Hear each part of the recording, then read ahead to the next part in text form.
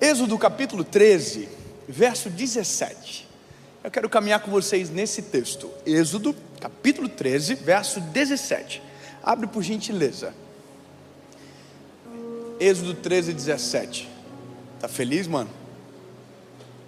Ficou maneiro de verde. Vamos lá. Quem abriu, quem encontrou, quem não encontrou, vamos ler junto? Eu leio com vocês. E aconteceu que quando Faraó havia deixado o povo ir, Deus não os conduziu pelo caminho da terra dos filisteus, embora esse fosse o mais perto. Você entendeu o que a gente acabou de ler? Tinha um caminho mais perto, Deus fez ir pelo caminho mais longe. Tudo bem, você vai entender em breve. Capítulo 14, verso 13, vou ler para você. E Moisés disse ao povo: não temais, aquietai-vos e vede a salvação do Senhor, que Ele vos fará, porque aos egípcios que hoje vistes, nunca mais voltarão a ver. Ninguém não pegou? Vou dizer de novo de maneira parafraseada. Não temam. Os inimigos que vocês viram hoje, ou que viram até agora, a partir de hoje, vocês nunca mais voltarão a ver. É exatamente isso que Moisés está dizendo ao povo sendo usado por Deus. Eu quero começar a nossa caminhada. Eu preciso te dizer algo antes, e para quem me acompanha, ou para quem não, por favor, me dê uma moral, segue lá. Tem uma mensagem sempre lá no canal. Mas olha, a cada 2 meses nós escolhemos um lugar do Brasil e gravamos uma série. A série que gravamos agora, a série Nova Estação, ela foi planejada há basicamente 9 meses atrás. Há 9 meses atrás nós marcamos uma cidade chamada São José do Rio Preto para gravar uma série. O pastor da igreja é um amigo, um grande amigo, era um grande amigo meu. Só que de repente a pandemia asseverou e a igreja que estava aberta foi fechada. Então a série Nova Estação foi suspensa. No meio da pandemia, a igreja suspensa, o pastor da igreja faleceu. E ele era um grande amigo, era uma pessoa que eu amava muito. Chorei muito por conta da partida dele, mas entendo que a eternidade o merecia mais do que o presente tempo. E a gente tem que aprender a liberar. Dói, mas o que fazer, né? Não temos nada para fazer. Mas entenda, havia uma série suspensa. O nome da série era Nova Estação. E agora, há um mês atrás, a gente recebeu a notícia que iria poder gravar a série Nova Estação em São José do Rio Preto. Então nós ficamos felizes. Uau, que maneiro! No mesmo mês que a gente descobriu que poderíamos gravar a série, nós tivemos uma outra descoberta. A minha esposa está grávida. E agora... Obrigado, irmã, que se empolgou comigo. É que você tá bem, né? Eu fiquei feliz, né? Mas vamos acompanhar ela. Quando você ficar com vontade, você não fica assim, não. Deixa ninguém no vácuo, não. Mas olha só, é uma menina. O nome dela será Serena. Mas só por que eu estou te falando isso? Porque filhos são marcos de nova estação. Nós entendemos isso sobre a nossa casa de maneira profética. Quando João nasceu, um tempo novo foi sobre a nossa casa. Quando Noa nasceu, um outro tempo. E agora a Serena, nós entendemos que também é uma nova estação. Eu não acredito em coincidência, eu acredito em cristocidência. Cristo no centro de todo acontecimento. Então quando isso aconteceu, nós celebramos, porque agora era a hora de gravar a série Nova Estação, porque existe uma nova estação vindo sobre a minha casa. Olha só, mas eu entendo algo, que o que Deus faz sobre mim não é para mim, é para nós. Eu vou melhorar. Deus nunca dá algo que o fim seja em você. Tudo que Deus dá para você, em você, é para que transborde e seja para quem está perto de você, acompanha, caminha junto. Então eu entendo que a nova estação não é sobre a minha casa somente. A estação é sobre nós. Essa nova estação de Deus, ela está disponível sobre a minha casa, sobre a sua casa. Amém? E agora eu quero aumentar o poder de análise. Essa nova estação não está disponível só para minha casa, para a sua casa ou para quem ouve essa mensagem, não. Essa nova estação, ela é disponível para todos. Há um interesse do coração de Deus que a gente vive em novidade de vida e que a gente desfrute da vontade plena daquilo que Ele deseja. Então, no fim, o problema nosso não é Deus ter uma nova estação. Entenda, você vai ficar um pouco estranhado de ouvir isso, mas o maior problema é a gente aceitar a nova estação. Por um motivo: para aceitar uma nova estação, eu preciso abrir mão da estação de agora. Algo precisa ser solto para que outro precisa ser agarrado, possa ser agarrado.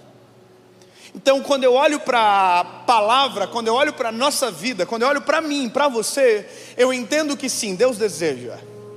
Você acha que não é da vontade de Deus de nos abençoar?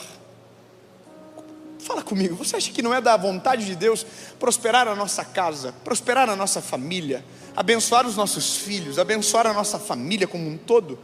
Você acha que não? Quem tem filho aqui? Você acha que eu, que sou homem falho, pecador, não é do meu coração que os meus meninos sejam felizes e abençoados? Então entenda que se eu desejo isso para os meus filhos, que sou fraco, pecador e falho, quanto mais Deus deseja para nós e sobre nós. A pergunta é: se Deus deseja, se Deus quer, se Deus tem, por que a gente não vive? Ou por que a gente não percebe? Ou por que a gente não chega? Ou por que a gente reclama tanto? E aí eu vou te mostrar pela palavra a gente. Não é você, é a gente. Eu estou nessa. O capítulo 13, verso 17, conta o início de um êxodo. O livro que lemos é Êxodo, ou Saída. Então olha que interessante. Havia um povo, o povo hebreu. Quem é o povo hebreu? O povo hebreu é o povo escolhido de Deus. Então o povo hebreu, o povo de Deus, que tem uma promessa, estava preso. Eles eram escravos em um lugar chamado Egito. O que é ser escravo? Escravo é ser um preso cujo qual tem que trabalhar para o seu senhor. Então todo o povo de Deus era subjugado no Egito, subjugado à prisão, subjugado ao trabalho cujo qual o egípcio não queria fazer. Tudo que o egípcio não queria fazer, tinha um hebreu para fazer. O hebreu era o escravo. Você acha que ser escravo é bom, sim ou não? Mas se eu te falar que o mesmo escravo que tem que trabalhar tinha certeza onde ia dormir, tinha certeza do que ia comer, tinha certeza do que ia beber, porque mesmo sendo escravo, o senhor dele o garantia todos os benefícios da escravidão, se é que existe. Mas se eu te falar que tem gente que prefere o conforto da prisão do que o calor da liberdade, eu vou melhorar. E se eu te falar que tem gente que prefere morar dentro do cárcere do que ter que passar um processo no deserto? E se eu te falar que nós preferimos as zonas de conforto da nossa vida? E a gente diz que quer o novo de Deus, mas se o novo de Deus exige que eu tome uma decisão difícil, eu não tomo a decisão difícil, porque mais vale permanecer aonde eu estou, onde eu tenho a certeza disso, daquilo outro, do que para viver a vontade de Deus ter que tomar uma decisão que me cause desconforto. Agora entenda que aqui Deus está libertando o povo. E aqui a loucura é alguém pensar que a maior dificuldade era Deus libertar o povo. E não é. A maior dificuldade de Deus nunca foi libertar, nunca foi tirar o povo do Egito. A maior dificuldade de Deus era tirar o Egito do povo. Posso falar uma coisa séria para você e de verdade? O maior problema de Deus não é prosperar você, é tirar a miséria do teu coração. A maior dificuldade de Deus não é nos prosperar, é tirar a visão miserável. A maior dificuldade de Deus não é encher você do Espírito Santo, é arrancar de você.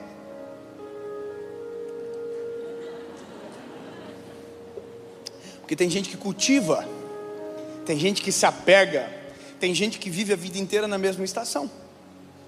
Então, quando eu olho para o texto, Deus levanta um libertador 40 anos antes, um homem chamado Moisés.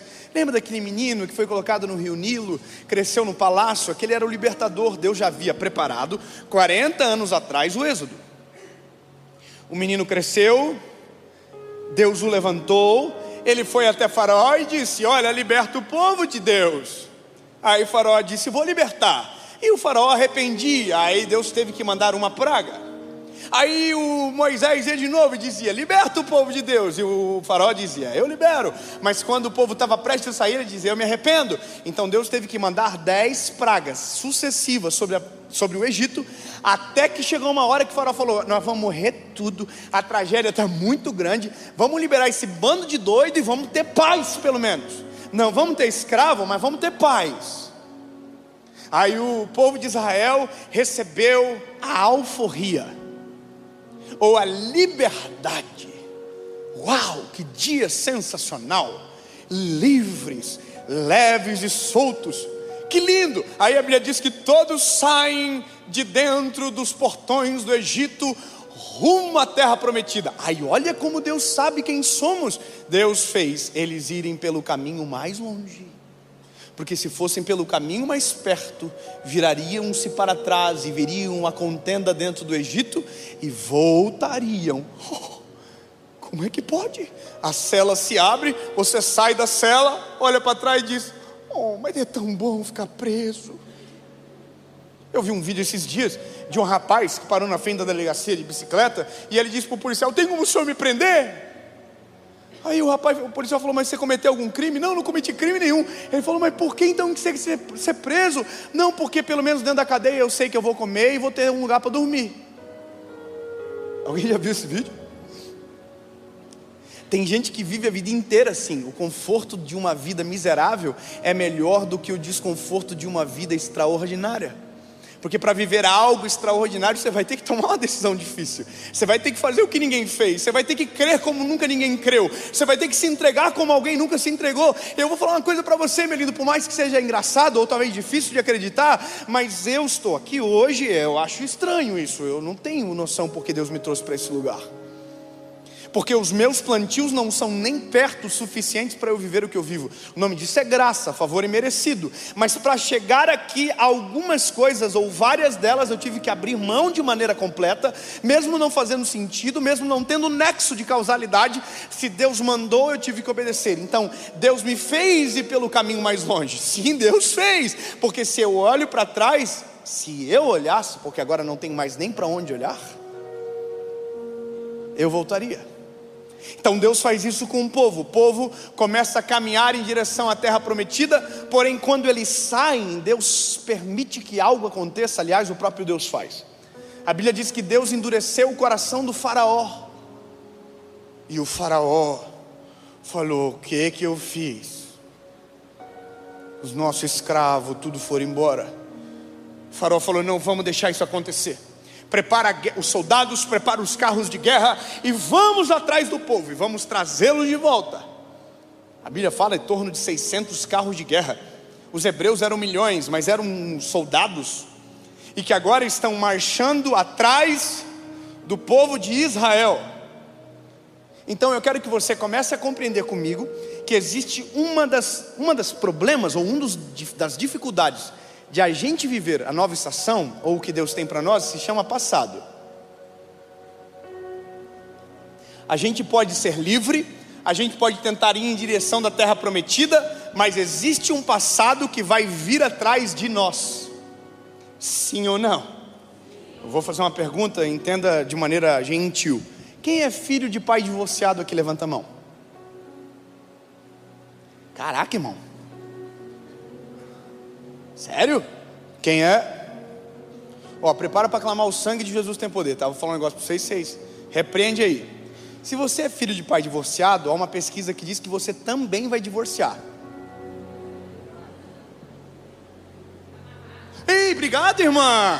Só alguém que não quer acabar o casamento, o resto tá tudo assim, talvez vai ser, né?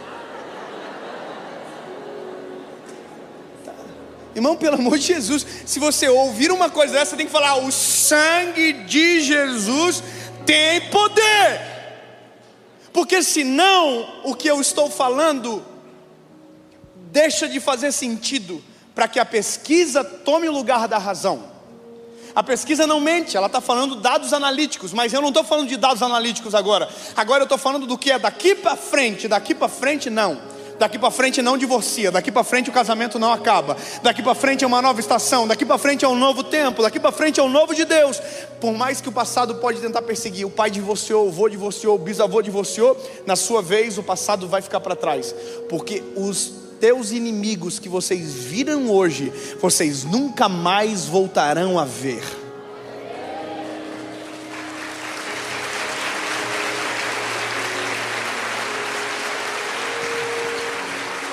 Essa é a palavra para o povo de Israel. Só que olha que doideira, Eliezer.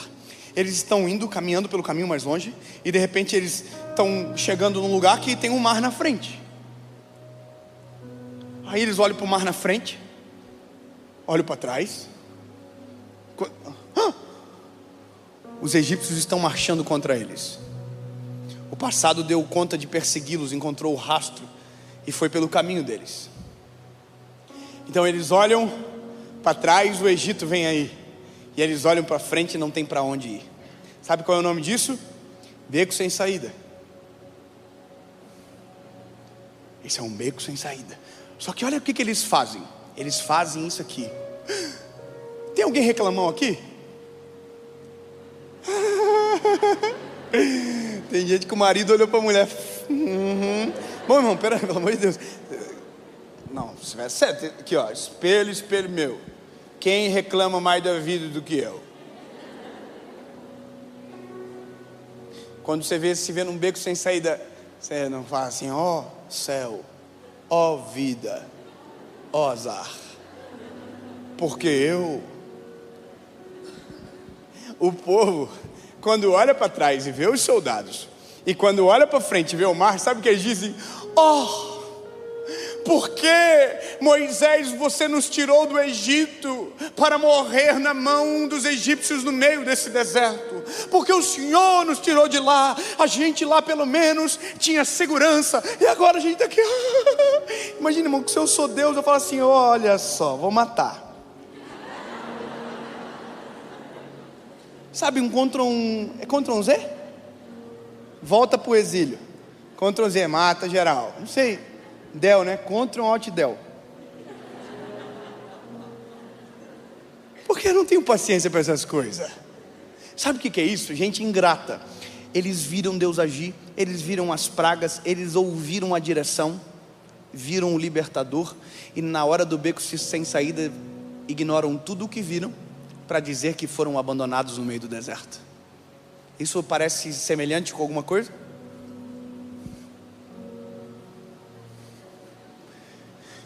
Tem gente que vive a vida assim, ó, bem pertinho da parede. Sabe qual que é o nome disso aqui? Pixel. Isso aqui é um pixel, ó. Numa placa dessa tem centenas de pixels. Num painel desse tem milhares de pixels. Mas se eu olho assim, eu não sei o que eu estou vendo, a não ser que eu me afaste.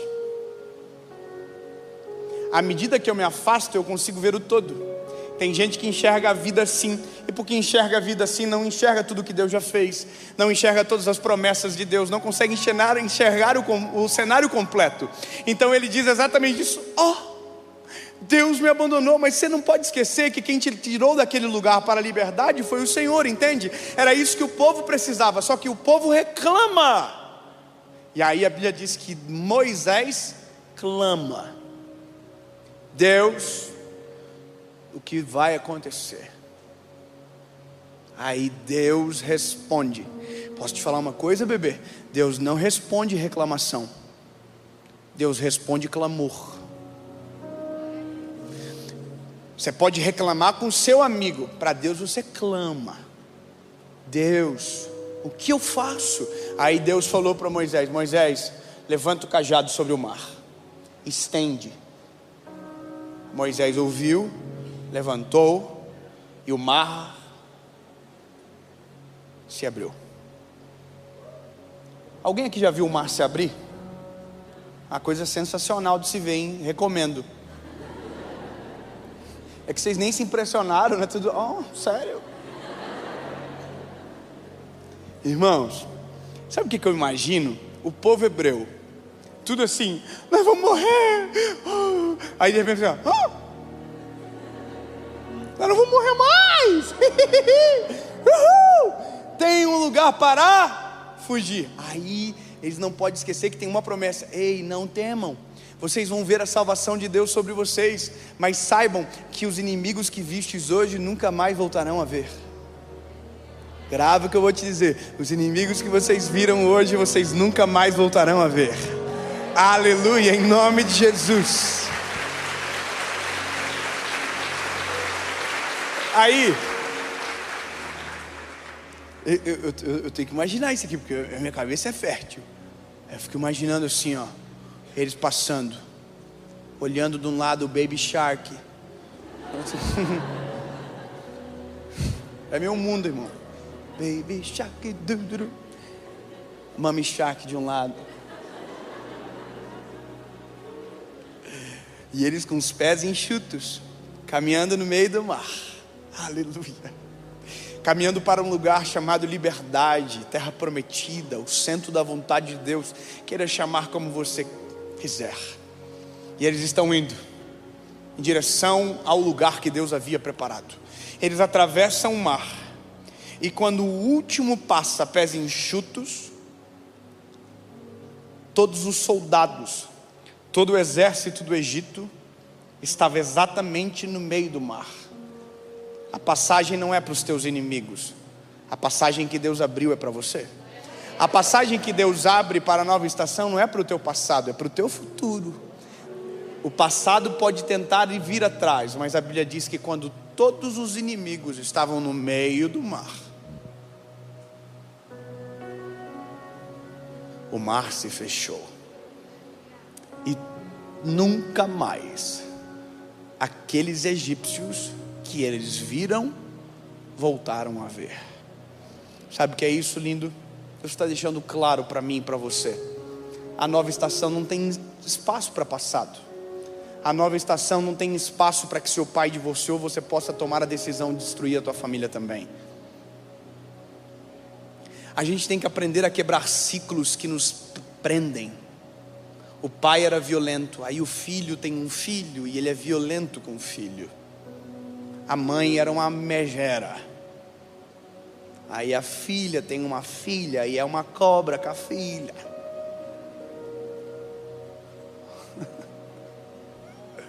Eu vou ser claro. Papai, o meu pai, durante a minha infância, meu lar foi disfuncional. Nossa família teve um grande desequilíbrio. Meu pai teve uma falência financeira, tentaram assassiná-lo, ele fugiu de casa. E quando ele voltou para casa, não era mais o meu pai, era um outro homem. E durante muito tempo eu experimentei do meu pai a ira que ele havia experimentado do meu avô. Meu pai me batia dia sim, outro também. Não folgava. Então eu era educado na frente dos outros, eu era educado com ira. E isso me fez chorar e sofrer muito, me fez passar muita vergonha. E eu me lembro que quando eu casei, a minha esposa, a minha primeira namorada, eu falei para ela: minha linda, nós não vamos reproduzir nada daquilo que fez a gente chorar.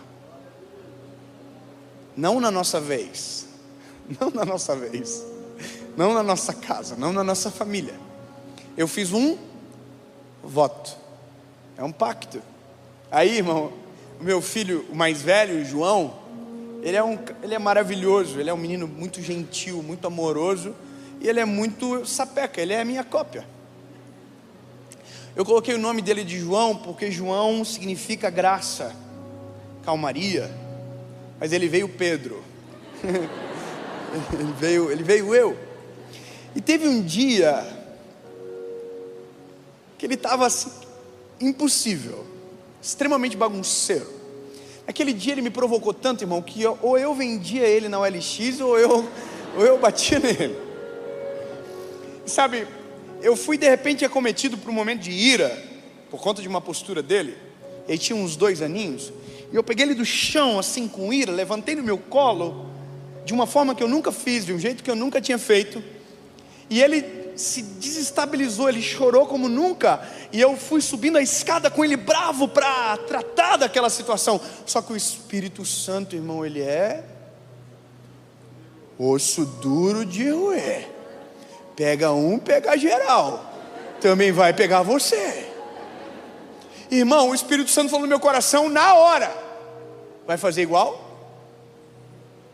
Aí, irmão, eu tô todo machão aqui, ó. Já assim, cheguei no quarto com meu filho, soltei ele na cama assim, olhei para ele, falei: perdoa o papai. Vamos fazer um negócio, filho? Você pede perdão para o papai porque você fez errado, e o papai pede perdão para você porque te tratou com ira. Aí ele olhou para mim, fez assim, ó. Aí ele falou assim: de culpa, papai. Aí eu falei para ele: de culpa, meu filho. Dei um beijo, um abraço. Aí eu estou descendo com ele no colo. A minha esposa pergunta: o que aconteceu? Aí eu falei: a gente escolheu fazer diferente. Não é mais o mesmo modelo. O mar se fechou. O que ficou para trás ficou. Lembra? Eis que faço uma coisa nova.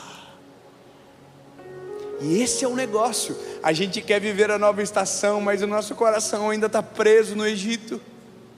A gente quer viver o novo de Deus, mas o nosso coração ainda está preso lá atrás. Não adianta, meu lindo. Ou você abre mão e deixa o mar se fechar por cima para ir em direção ao que Deus deseja, ou você vai viver a vida inteira revisitando. Então eu vou continuar, porque a treta continua. O povo atravessa o mar. Irmão, alguém já atravessou o mar aqui? Não? Caraca, também não. Mas olha, se você atravessasse o mar, você ia ficar feliz? Sim ou não? Quanto tempo ia durar essa felicidade? A vida inteira? Do povo durou 3 dias.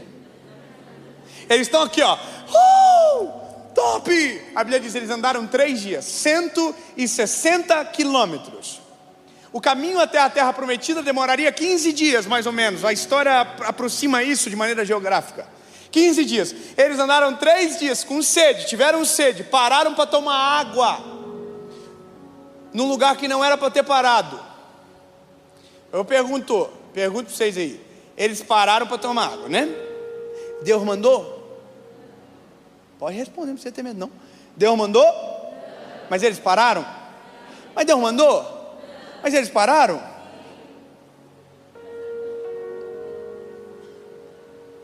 Peraí, então Deus não mandou?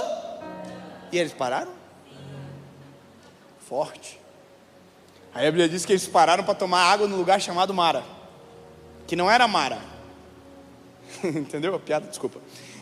Eles tomam a água, e quando eles tomam a água, eles fazem assim, ó. Ai!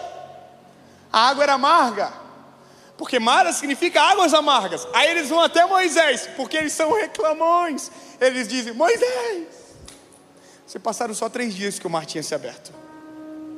Ô Moisés, tu nos tirou do Egito para vir morrer de sede aqui no deserto. Sabe aonde a gente estava? Tinha água todo dia. E agora aqui, ó, a gente não tem água. Ó, que absurdo, estamos tomando água amarga. Mas Deus mandou eles parar. E eles pararam. Todas as vezes que a gente faz algo que Deus não mandou fazer, ou a gente é precipitado em agir sem a voz de Deus, a gente bebe águas amargas. Só que todas as vezes que a gente bebe águas amargas, a gente coloca a culpa em quem? Em Deus. Quem foi que escolheu casar?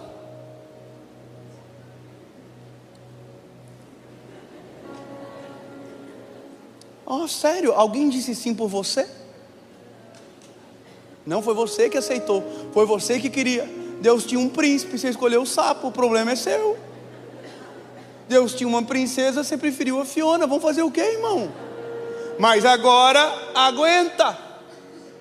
E eu vou te dar uma promessa, pelo menos você não ficar tão bravo. A Bíblia diz que Moisés foi até o Senhor e falou: Deus, ó, o povo aí está reclamando, água amarga. Aí Deus falou: ó, Moisés, pega aquele pedaço de madeira da árvore, joga sobre as águas. A Bíblia diz que Deus mandou, Moisés fez, as águas ficaram doces. Você escolheu errado? A água é amarga? Vamos orar para Deus transformar essa água amarga em água doce? 15 irmãos acreditaram no que eu disse. Eu vou dizer de novo. Vamos orar para essa água ficar doce. Ao invés de a gente desistir e reclamar, vamos orar: Jesus, torna docinho essa cobra, Senhor. Porque para Deus nada é impossível. Não desista, ore, não reclame, clame. Entendeu, meu lindo? Só que agora eu tenho que irritar vocês, vai ficar difícil aí para os irmãos. Porque a Bíblia diz um negócio, né? Eles pararam, tomaram água, era amarga, aí Deus transformou em água doce, eles tomaram. E aí eles caminharam e chegaram num lugar chamado Elim.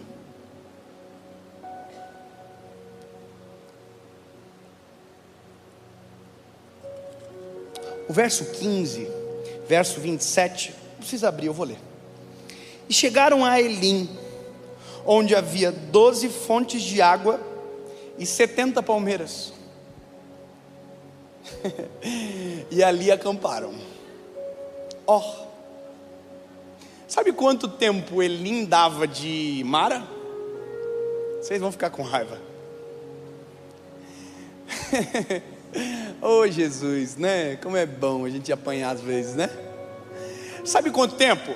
Elim de Mara dava exatamente 11 quilômetros. A 11 quilômetros da onde eles tomaram águas amargas, tinha fontes de água potável e sombra de palmeiras. Mas eles escolheram Mara. 11 quilômetros, dá quanto tempo caminhando?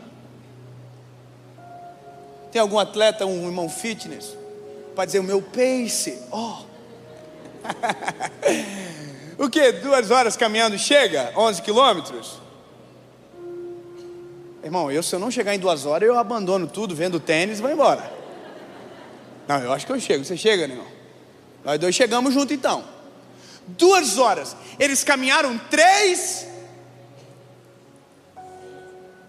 dias. Se caminhassem mais 2 horas, teriam bebido água doce e teriam sombra de palmeiras. Sabe o que é isso, lindo?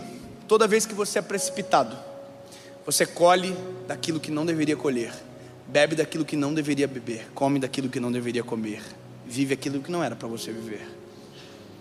Se você caminhasse um pouquinho mais e confiasse um pouco mais, você viveria o Elim de Deus. Elim significa árvore. Enquanto Mara significa águas amargas, Elim significa árvores.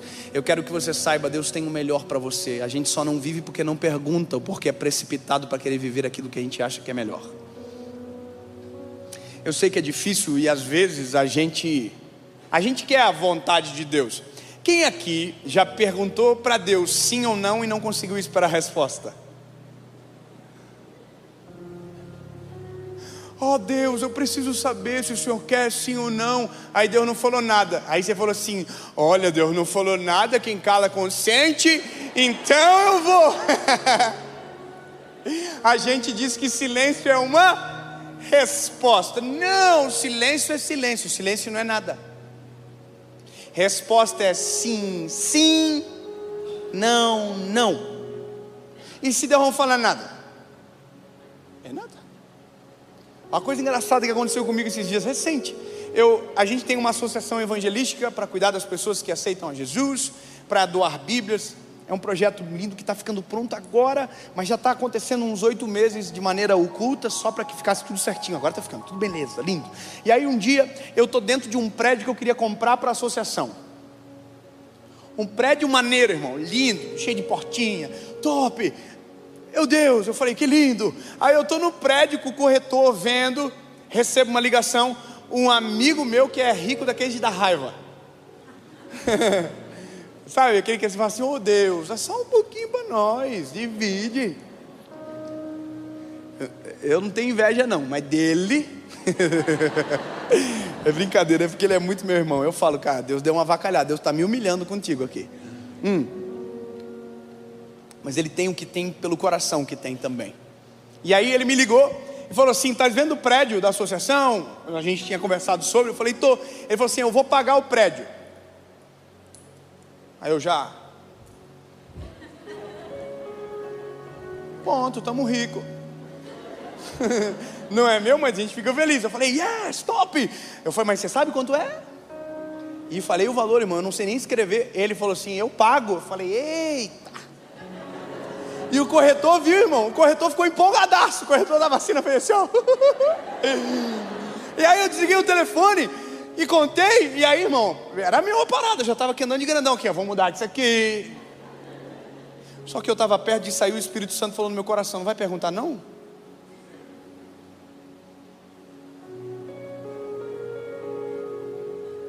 Mas eu tenho o prédio, tenho o corretor que está empolgadão, e eu tenho o recurso, isso não é resposta? Não. E que coisa, né? Falei para o corretor, meu lindo, seguinte, eu preciso orar primeiro. Irmão, o corretor diz... Ele já tinha até comprado um carro, provavelmente com a comissão, já tava... Não deu tempo para muita coisa. Ele falou assim, como assim? Aí eu falei, olha, eu vou orar, eu vou pedir para que Deus fale comigo dentro de 24 horas. Se Deus falar sim, eu compro. Se Deus falar não, eu não compro. Aí ele falou isso aqui para mim, e se Deus não falar nada? Irmão, ele não era nem crente, nem tem nada a ver com essa, não conhece nada de Jesus, nada. Aí eu falei para ele assim, ó, se Deus não falar nada, eu não faço nada. Irmão, eu imagino que naquele dia ele foi para casa, dobrou o joelho e falou, Deus... Aí isso é muita sacanagem se o senhor não falar com ele. Eu falei, o que eu fiz eu falei, eu atravessei a rua, dobrei meus joelhos assim na calçada. Eu não dou muita bola para o que os outros vão pensar não, irmão. Se eu desse bola, eu já tinha morrido faz hora. Eu dobrei o joelho e falei, ô Jesus, aqui ó, é maneiro né? Tentei convencer. Falei, ó que lindo, imagina nós aí. Ia ser demais, né? Eu gostei. Eu espero. Estou brincando, mas eu falei, Jesus, se for da tua vontade, eu preciso que o Senhor me confirme, porque é algo muito grande para mim. Eu não sei o que o Senhor tem amanhã. Eu não sei o que o Senhor quer. Enquanto eu vejo a minha vida assim, o Senhor vê a minha vida assim. A minha história está na palma da tua mão. Eu conheço o meu hoje, muito pouco sobre o próximo minuto, mas o Senhor conhece sobre a minha eternidade. Jesus, eu preciso que o Senhor responda 24 horas. Fiz a oração, falei para o corretor, vamos esperar. Irmão, tentei caçar versículo para ver se Deus falava. Tentei ficar bem espiritual. Nem sonhar eu sonhei em 2 dias, irmão. Deus não falou nada. Quando deu 24 horas o corretor me ligou. Deus falou?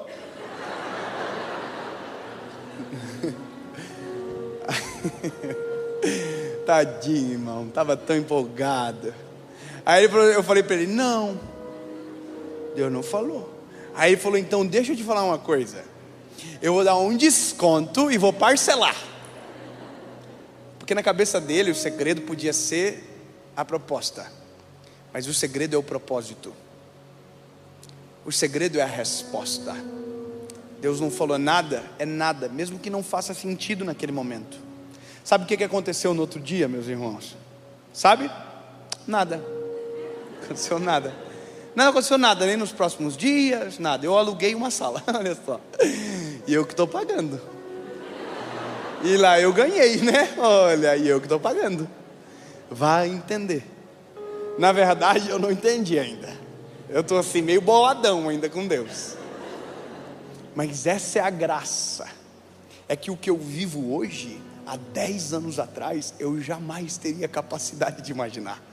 E o mesmo Deus que fez isso comigo, vai me fazer chegar daqui 10 anos e dizer, há 10 anos atrás, eu olhei para um prédio e pensei que aquilo era o melhor que Deus tinha para mim. E Deus tinha algo muito maior e melhor. Se eu não crer nisso, vou crer no quê? Entende? A gente precisa crer em Deus, e isso é fé. Eu peguei uma determinação de fé, ou uma explicação sobre fé esses dias que eu amei.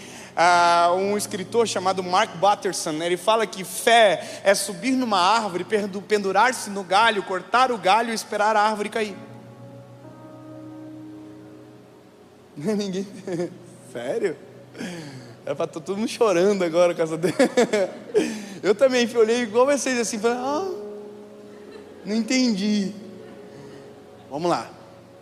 Fé é subir numa árvore, pendurar-se no galho, cortar o galho e esperar a árvore cair. Mas quem segura o galho não é a árvore? Fé é crer que o que nos segura não é a árvore, mas a mão do Senhor. Então, para quem tem fé, é mais fácil a árvore tombar do que o galho cair. Entendeu, meu lindo? Quem crer em Deus, quem crê em Deus, crê no impossível. Eu vou repetir, é mais fácil esperar a árvore cair do que a gente despencar. Aí você vai dizer, não faz sentido. Bem-vindo à fé. Fé é colocar o pé sem ter o chão. Isso é fé. Então eu preciso crer.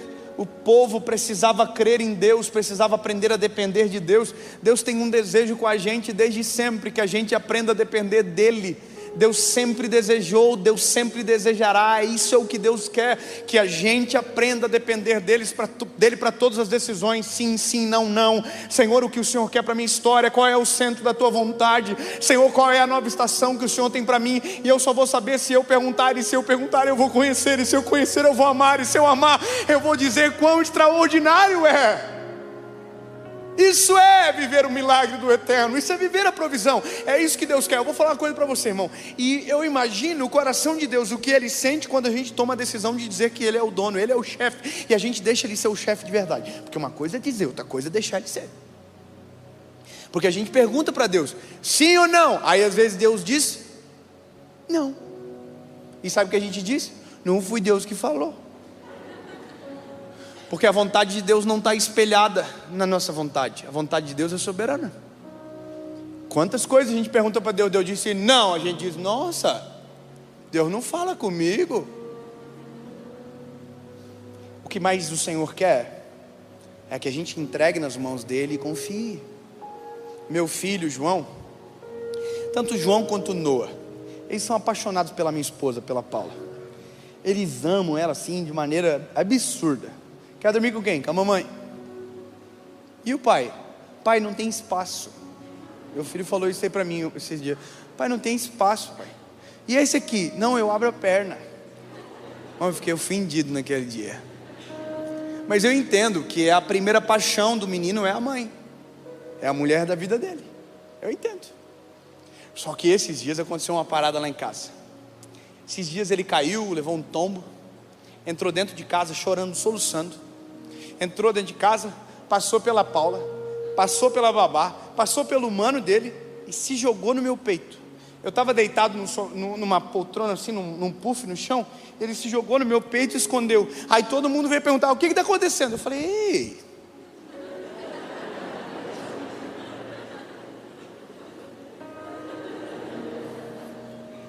pô, isso nunca acontece, vocês vão tirar o meu momento? Aí, irmão, abracei ele assim. Eu me senti naquele dia, irmão, o homem mais importante da terra.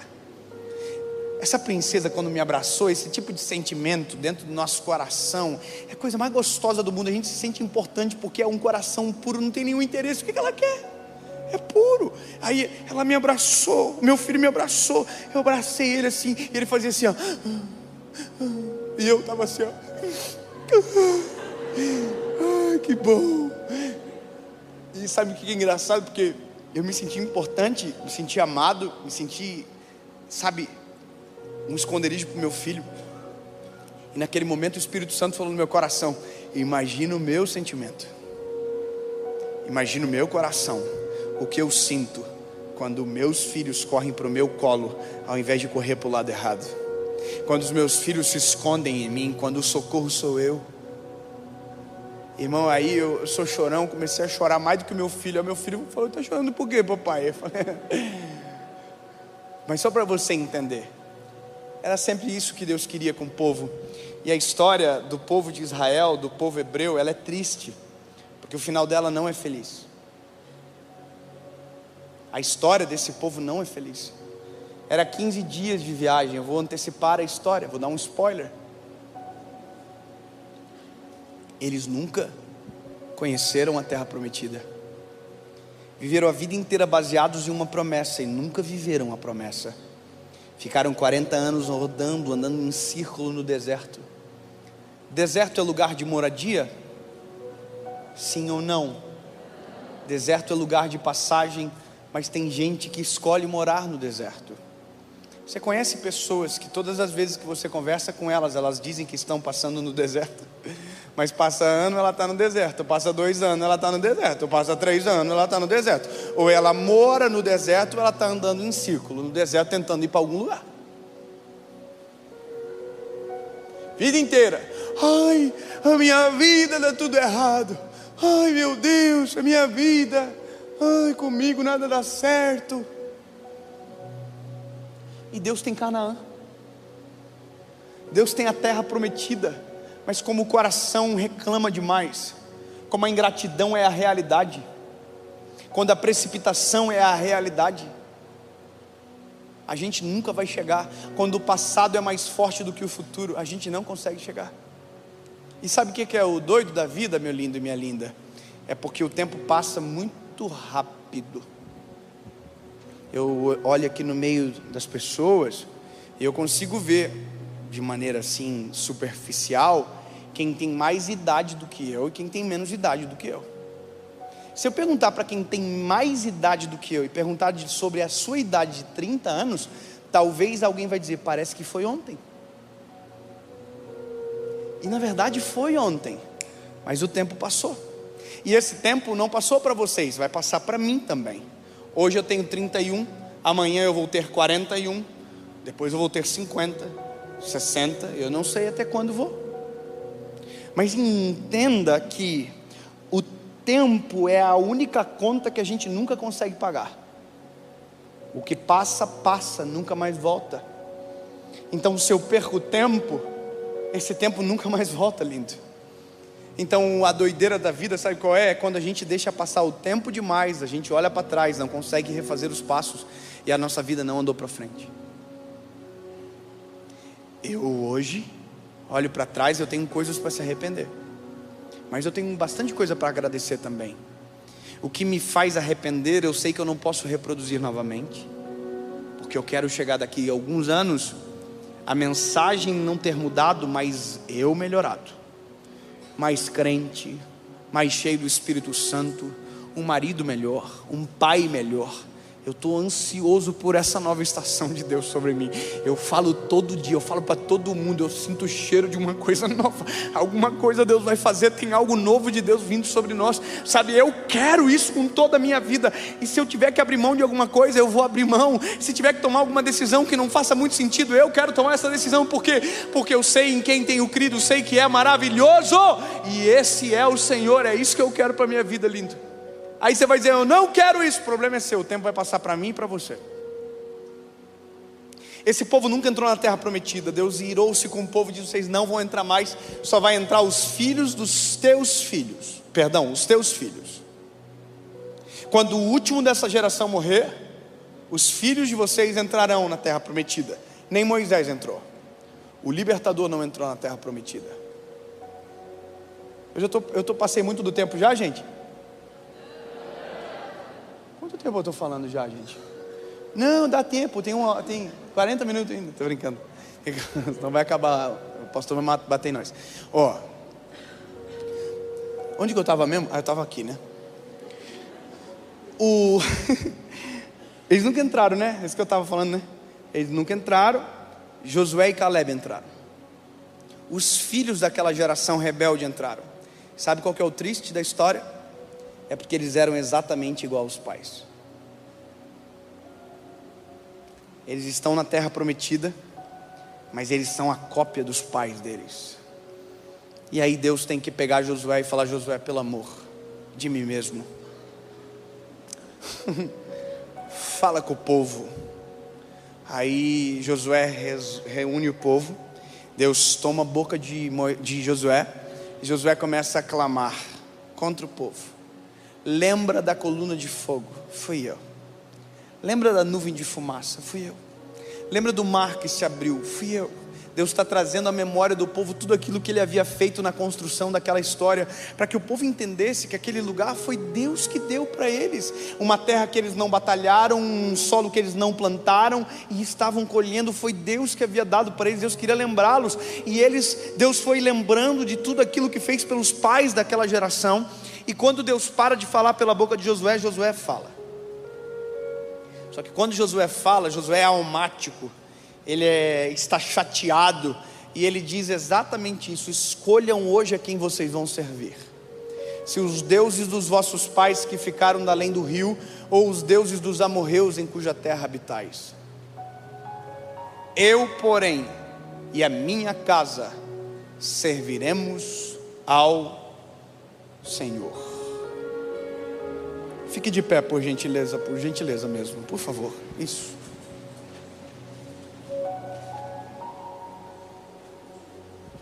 Eu não sei você, porém eu e a minha casa serviremos ao Senhor. Eu vou repetir. Eu de verdade não sei vocês, mas eu e a minha casa serviremos ao Senhor.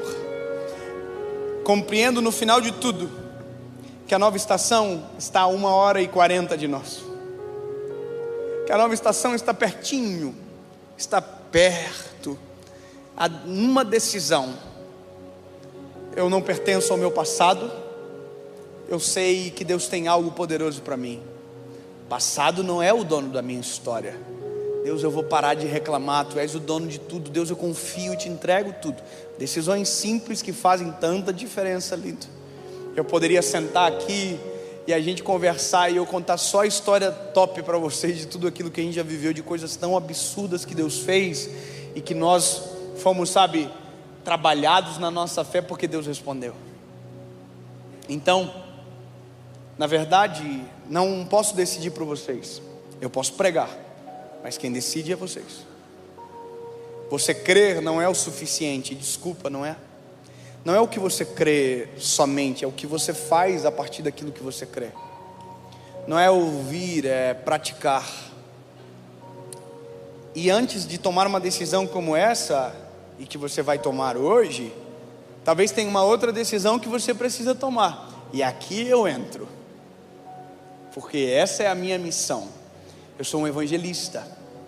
Muito prazer, tudo bem? Na verdade eu nasci para isso, essa é a minha vida. E eu quero fazer 2 perguntas aqui e orar por vocês. E aí eu volto para casa 4h30 da manhã, morto de feliz, vendo meus filhos, sabendo que eu fiz até o final aquilo que Deus colocou no meu coração para fazer. Mas isso é possível quando eu terminar isso aqui. Eu quero fazer uma pergunta para você que nunca tomou a decisão de se entregar a Jesus de verdade, que nunca fez a oração de confissão de fé: Jesus, eu reconheço o Senhor como meu único, legítimo, suficiente Salvador. Como assim, David? No que isso implica? Implica que uma decisão muda tudo. A Bíblia diz: eu estou à porta e bato, aquele que ouvir a minha voz e abrir a porta, eu entrarei e farei morada. Deus tem batido a porta do teu coração há tanto tempo, mas você não abre. Você olha alguma mensagem, vê alguma coisinha e outra, quando o calinho aperta, você diz: oh, eu preciso de uma palavra. Aí você fala: oh, eu fiquei com o meu coração quentinho. E se eu te falar que isso é 1% daquilo que Deus tem? E se eu te falar que isso é uma pequena experiência perto de toda uma história? E tudo é uma decisão. Ah, mas eu acredito, David, eu acredito. Vou falar de novo: acreditar não é suficiente. Tem gente que acredita em tudo, acredita na luz, nas estrelas, no passarinho que voa, no anjinho, nas constelações, nos coisas. Eu acho bonitinho, mas Jesus é suficiente. Eu vou falar de novo: Jesus é suficiente. É verdade. Tem gente que chega para mim, às vezes eu acho engraçado, mas acontece, eu acho bonitinho. As pessoas falam assim: oi pastor, tudo bem? Tudo bem? Qual é o seu signo? Ai, que linda. Eu falo: Áries, né? Aí a pessoa fala: ah, então o senhor é isso, aquilo, outro. Você pode crer no que os astros dizem, mas eu prefiro crer no que aquele que criou os astros está falando sobre mim. Quem é maior, a criatura ou o Criador? O Criador é maior. Jesus é suficiente. Você pode crer no que você quiser, mas se você crer em Jesus, não precisa crer em mais nada. Eu vou falar uma coisinha aqui legal. É que tem muita gente que já ouviu a minha perguntinha assim outras vezes na vida, mas sempre deixa para outro dia, ou sempre fala assim: eu não estou disposto a mudar. Oh, museu lindo, vive de passado. Mas você acha que aceitar Jesus tem que mudar muito para aceitar Jesus ou não? Vou perguntar de novo: você acha que tem que mudar muito para aceitar Jesus? Não. Para aceitar Jesus não tem que mudar nada. Agora aceita Jesus para você ver o tanto de mudança que vai acontecer. Porque a mudança que Jesus provoca não é igual à religião. A religião mexe no homem de fora para dentro. Jesus transforma o homem de dentro para fora. Então para aceitá-lo não precisa mudar, mas para mudar você precisa aceitá-lo. Jesus, tu és o dono do meu coração, tu és o meu Salvador, amém? Essa é a primeira pergunta. A segunda pergunta é para você, fujão, que já viveu tudo isso e escolheu virar as costas e ir embora. Está na hora de você voltar para a presença de Jesus. Está na hora de você devolver o controle para Ele. Está na hora de você voltar para casa. Você sabe, você já foi do time. Lembra do filho pródigo? Sabe o que é engraçado? Se alguém tivesse dado uma cesta básica para o filho pródigo, ele não tinha voltado para casa. Mas aí que está o segredo. O filho pródigo nunca precisou de comida, ele só precisava de uma coisa: do pai. Nós só precisamos de uma coisa: do pai. Eu tenho umas fases da minha história que são muito maneiras, irmão. Eu tenho fase da minha história que eu andava com um carrinho velhinho, morava numa kitnet, assim, eu gosto de contar essas paradas da vida, eu acho muito maneiro. Aí as pessoas falam assim pra mim: então hoje você é muito mais feliz. Não muda nada. Quando eu estava na kitnet, eu era tão feliz como agora onde eu moro. Quando eu andava com o carrinho velhinho, era tão feliz como agora, porque o segredo nunca foi o carro, o segredo nunca foi a casa, o segredo nunca foi o recurso, o segredo sempre foi o Pai.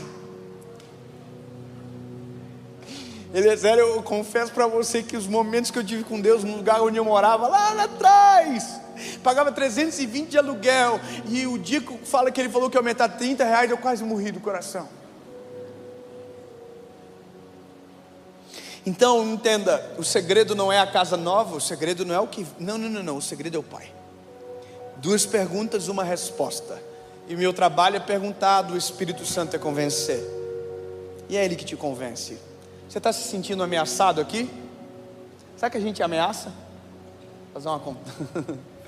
É por livre e espontânea decisão. É você que tem que tomar a decisão. Quer deixar para amanhã? Pode deixar. Eu e a minha casa serviremos ao Senhor. Quer fazer hoje? Nós e a nossa casa serviremos ao Senhor. Amém? Entendeu bem a pergunta, bebê? Sim? Eu vou falar uma coisa para vocês. E esse é o momento mais legal do culto para mim. Eu quase morro de alegria. Então pega leve com o meu coração, tá? Eu vou contar até 3, onde tiver alguém para tomar essa decisão, você vai levantar a mão e você vai orar junto comigo, tá bom? Se alguém quer tomar a decisão de reconhecer Cristo como seu Salvador hoje pela primeira vez, ou voltar para a casa do Pai hoje, aonde você estiver, você vai levantar a mão. 1, 2, 3. Aonde tiver você, levante a mão bem alto agora, por favor.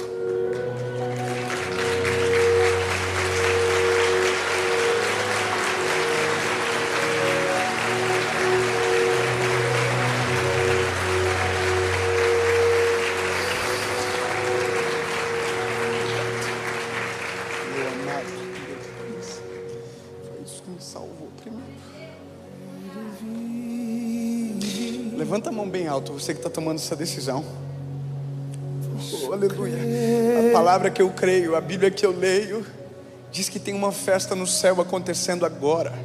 Uau, que lindo será ver isso um dia. Mas enquanto não vemos, celebramos aqui.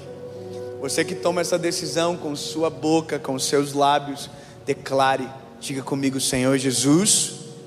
Pode falar em alto e bom tom: Senhor Jesus, eu confesso que sou frágil, pecador. Eu confesso que Tu és o meu único, legítimo e suficiente Salvador. Perdoa os meus pecados, apaga o meu passado e escreve uma nova história.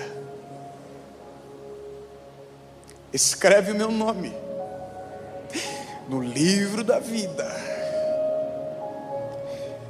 Eu declaro que nunca mais serei o mesmo, em nome de Jesus. Amém.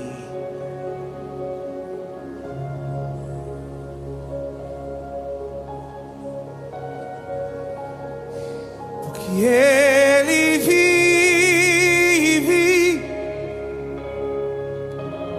posso crer no ar, porque Ele vive. Temor,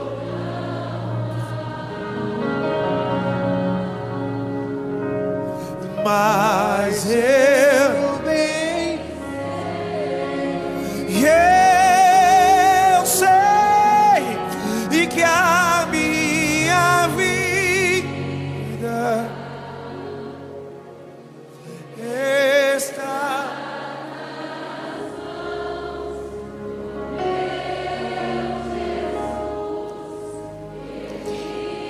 Jesus, obrigado por hoje, Senhor.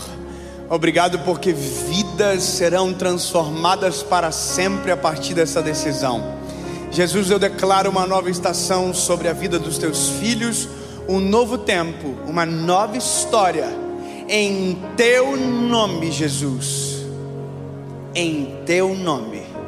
Faz a maior festa que você puder, porque tem vidas que voltaram para Jesus hoje.